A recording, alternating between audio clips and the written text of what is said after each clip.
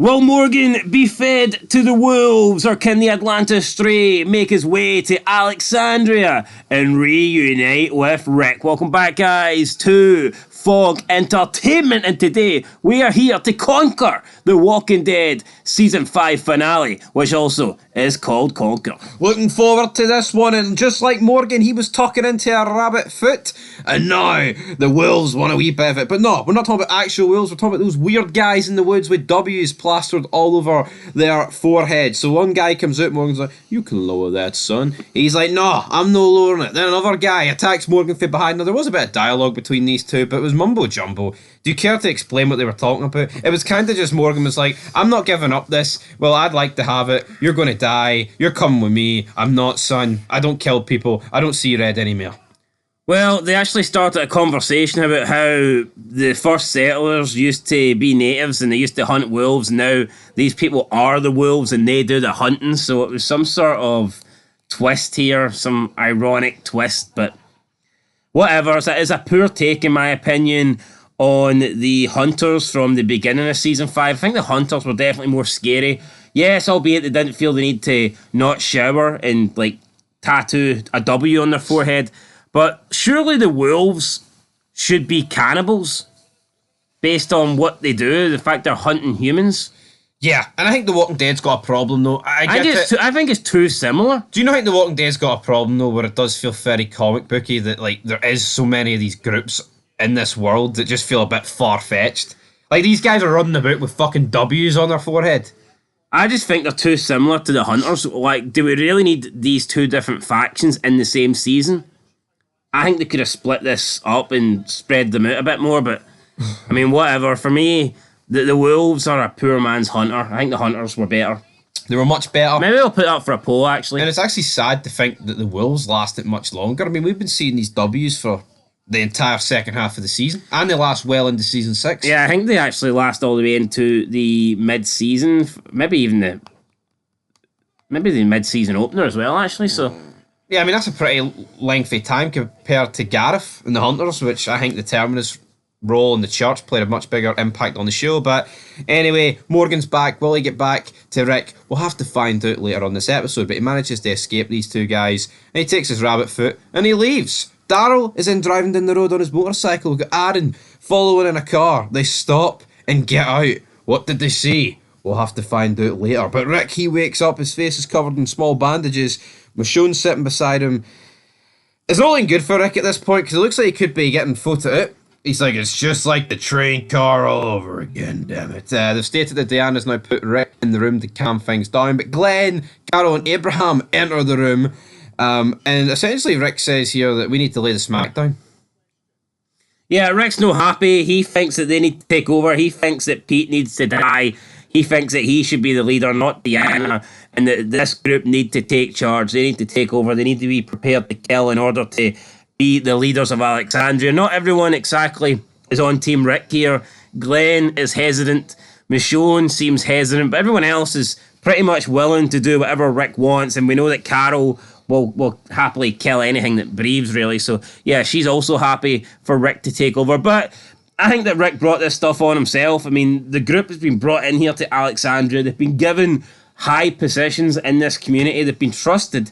And now Rick all of a sudden has found themselves brawling with a member in the street. Like, if he had an issue with Pete, then surely he should have took this to Diana. He should have raised concerns with her. It wasn't really up for him to go about this his own way. Plus, it is kind of selfish for Rick, because it's not exactly like he's only doing this because he thinks Pete is abusing Jesse. There's also a selfish motive here that he's attractive to Jesse and that he wants to be with Jesse. So it's not like Rick is this great guy that is solely doing it because he can't just sit by and let someone be abused by their partner. It's more of a case of, no, I want to get with Jesse and I want to get rid of the problem, and the problem right now seems to be Pete. So, yeah, as much as Rick is pretending to be the good sheriff here, the good cop that's looking out for his neighbour, it's not quite the case. No, it's not quite the case. We've got Carol saying that these people are like children, and children like stories. So we give them the story that they need help,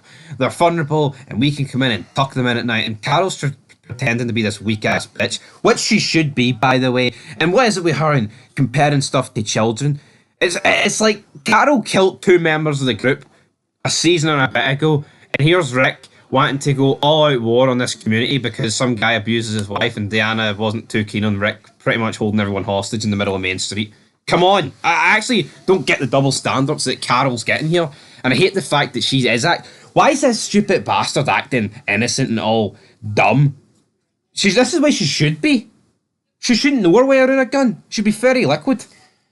Maggie then talks to Deanna about the upcoming meeting. She's trying to, I don't know, plead Rick's case, I guess, but Deanna isn't really interested. She says that when the time comes, she will listen to all the sides of the story, and that if everybody wants Rick out, if she comes to the conclusion that Rick needs to go, then he will be exiled from the community. Reg, however, does point out that Michonne was the one that stopped Rick and that no one from Alexandria stopped him. Therefore, I guess Rick's group is capable of policing themselves and that they're not just all out for one another because Michonne did the right thing. So, I mean, Reg is the voice of reason here. Maybe Reg should be the one in charge of this community and not Deanna. He could be. Rick also did point out earlier that if the meeting went sideways, they take them all hostage, Deanna, Reg and Spencer, and threaten to slit their throats so they don't open the armory. So it was a great idea for Reg and co to let these guys in. Like, I wonder what Rick's plan is. If that did happen, I mean, would he want to keep these people, but Rick's crew be in charge, or would he force them out of the community, or would he, like, ultimately just kill them and keep Alexandria for themselves? Or would Rick have intentions of leaving Alexandria and going back out on the run? I mean, I can't imagine that Rick would voluntarily want to leave Alexandria when it's a safe place for his family.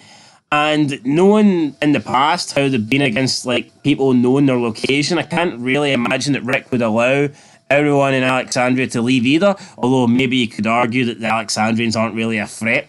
So it's not really like the governor where they're worried about him possibly being outside the prison walls. Maybe Rick wouldn't be worried about Deanna and Reg being outside the Alexandria walls. But for me, if Rick takes over Alexandria by force, I just see no way that they can live peacefully. No, they can't. They wouldn't be able to trust Rick again. And they're also like too weak, as you say. Like with the governor, he would have just blew the walls down again. With this group, what would they have done?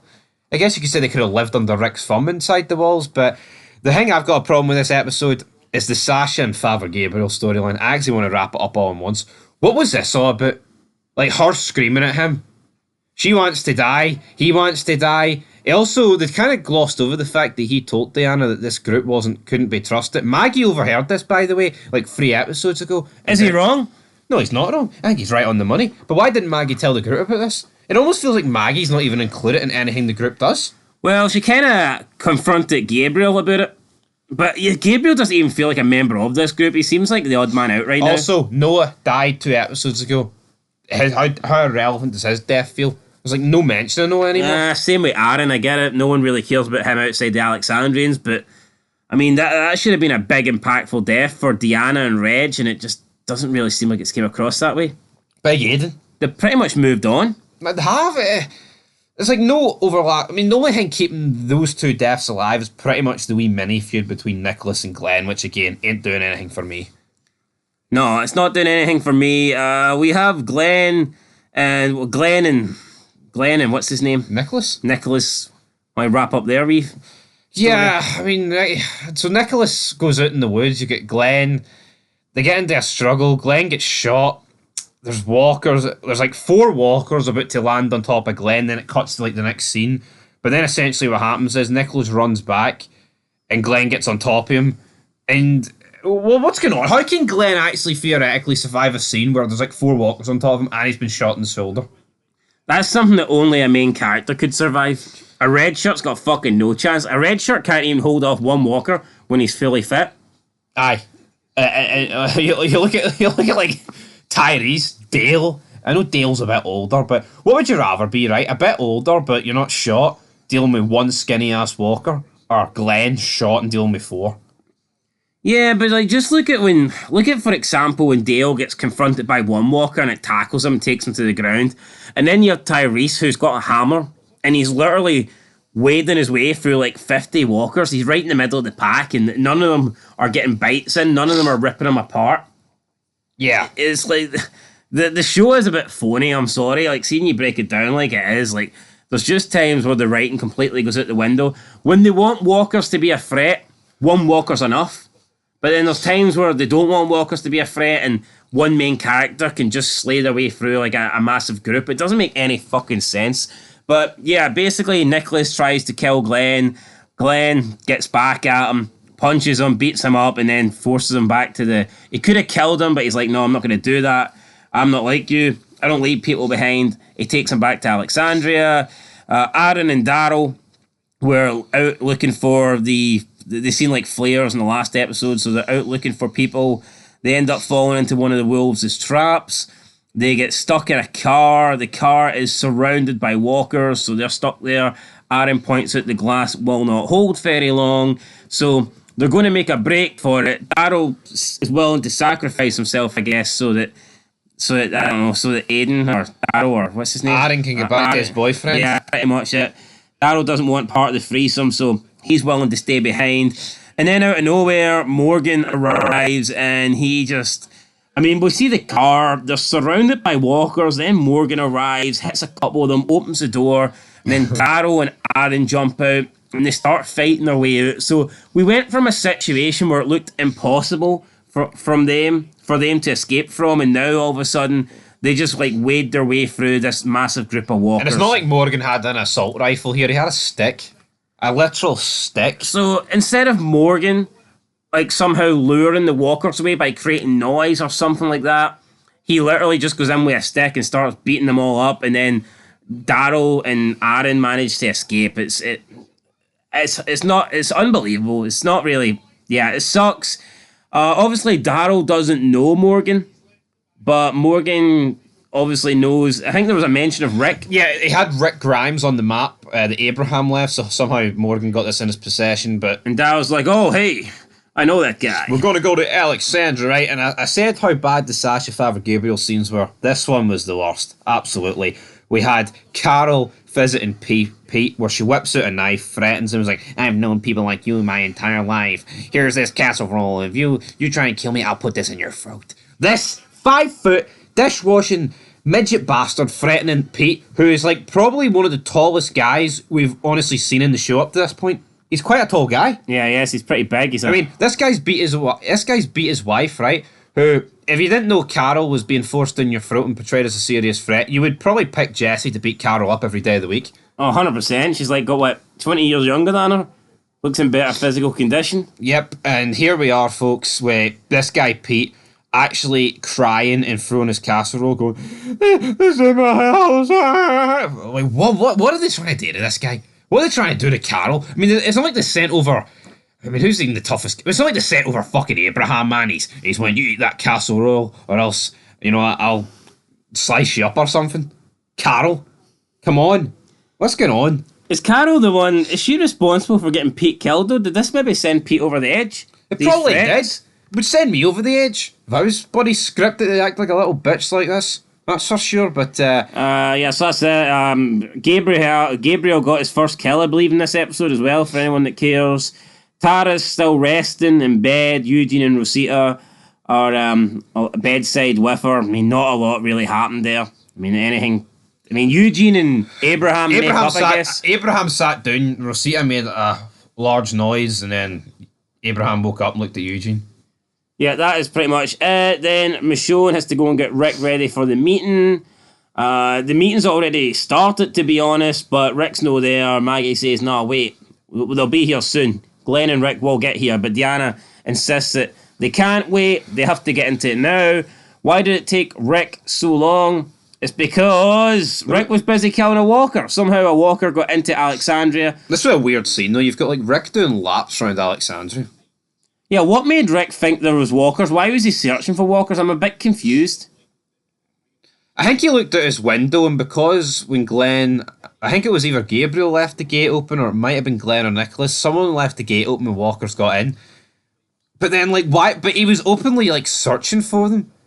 And one just happened to sneak in, like one just happened to be there. Of course it did. Yeah, and then Rick's like, brutally showing off the walkers, like, it ain't safe here. He's covered in blood. Yeah, Rick kills the walker, then he turns up at the meeting, blood all over him, throws the walker down, he's like, you need us. So basically this is Rick saying, look, you can't get rid of me, because if it wasn't for me tonight, this walker would have been roaming around Alexandria, and it would have killed you. But I mean, come on, if Alexandrians aren't capable of killing one walker, then what are they doing?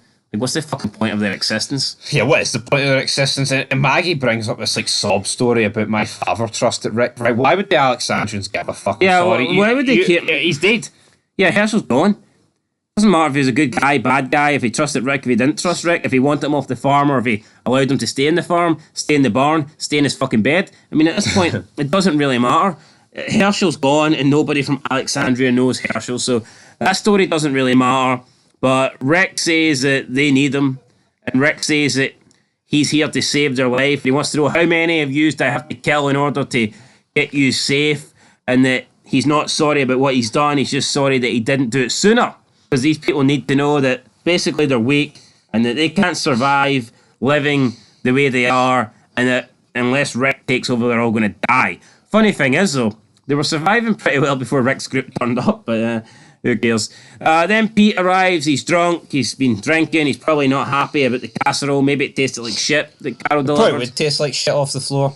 So yeah, he wasn't too happy about that. He's got Michonne's knife, Michonne's katana, so he is coming towards Rick, but Reg tries to stop him. Reg is like, no, Pete, calm down. And they get into a bit of a scuffle, and Pete ends up slicing Reg's throat with the katana. Now, it was obviously accidental, but whatever, he still does it. Reg then bleeds out. The Alexandrians are screaming. No one can really help Reg because his throat's been slit, and there's just nothing you can really do here. Pete then screams, "This is him!" So he blames Rick for this, which is a bit passing the buck here, considering he's the one that sliced him. But either way, Abraham then tackles him to the ground. Rick then bleeds out. Deanna cries, and then she turns around and she says, "Rick," and then she tells him to do it. And without any hesitation, Rick just turns around, shoots Pete. For me, this is uncalled for. I mean, say what you want about Pete. Did he kill somebody? Yes. If you want to chuck him out, by all means do it. Was he beating his wife? Yes. But this was accidental. He didn't mean to kill Reg. And for Deanna to make a split decision like this is fucking wrong. Plus, she done it in front of everybody. Didn't take anyone's opinion. Didn't vote. Didn't do shit. Just coldly executed the guy in front of his wife. Didn't even take into consideration the guy's got two children. Yeah. Just killed him. I mean, I think this was wrong. I know, it's ridiculous. And Rick as well. Rick doesn't even... Rick just... Because Rick wants to kill this guy. Rick couldn't wait to do it so he could get Jesse for himself. This isn't Rick being a good guy or Rick taking out the trash. This is Rick eliminating his fucking competition. No, but where was his energy for Deanna when Nicholas said that Glenn got Aiden killed in the warehouse? I remember he said that. Mm-hmm. Where was this? Why didn't Deanna just storm down the street and be like, right, kill Glenn? Yeah. But again, this guy's killed. There's no... Don't consider the fact that this guy has 2 kids or a wife. They just drop him. Cold blood. Rick shoots him. He looks up. Rick? It's Morgan! Morgan, Daryl, and Alan have returned! And that's pretty much where we end. We fade to black with that. I mean, there's a lot that's happened here, but did it feel like a season finale? It felt more like a penultimate episode to me. Yeah, there was a lot of stuff happening, but nothing really major. Yeah, you can't say what Aaron and Daryl were doing was like season finale worth. There was a scene post-credits where Michonne puts her katana, equips it, and then the guy with the red poncho, who the wolves slit his throat earlier, walks past with the words, "Wolves not far," painted all over him on the car. So that is where Conquer ends. We are going to conquer the review and give it a rating. I'm going to get a 6 out of 10. I mean, it was a decent episode, but it lacked... I don't know, it just lacked a big... I just don't think Pete being killed is a season 5 ending worthy moment. No, it's not. I need a bit more than that. Like, the cliffhanger here is like, oh, I can't wait to see what Morgan and Rick talk about when season 6 comes around. Is that really enough to carry over to the next season? I'm going to say no. Yeah, I'm going to say no as well, but it's a 6 out of 10, guys. What are you giving it? I gave it a 6. Right. You know, listen. You just said it's a 6 out of 10. You never actually gave a rating. I did earlier. Well then. See that wee demonic stare Rick's given? I gave it a 6. You can add another 6 to his 6, and you get 666. So until then, peace.